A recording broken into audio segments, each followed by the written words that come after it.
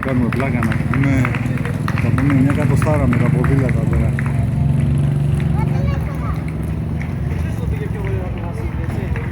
Σοβαρά.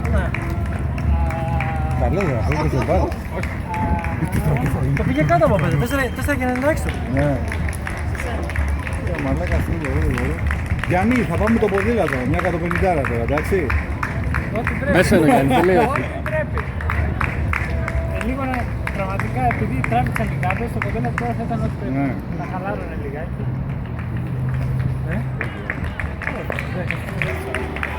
Λάκη, έλα στο λαό σου. Κάτσε, τι καταραίει.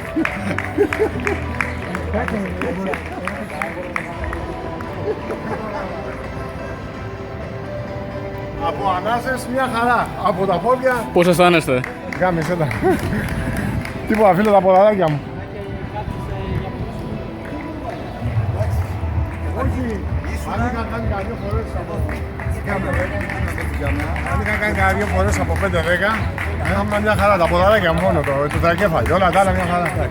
Πάντως ήσουν μακριά τον πιο φιγουρίνι. Έτσι, είχες γύρω σου και τους Όχι, σωματοφύλακες. δεν είχα και bodyguard. Είχες bodyguard δεξιά και αριστερά. Ωραία φίλε.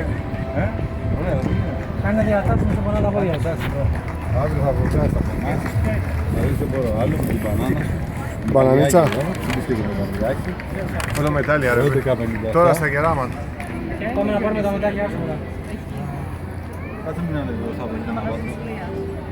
Θα γράψω το αφιερώνω το μετάλλιό μου στον επίκεντρο. Άστα να πούμε ειδικά στις 15 το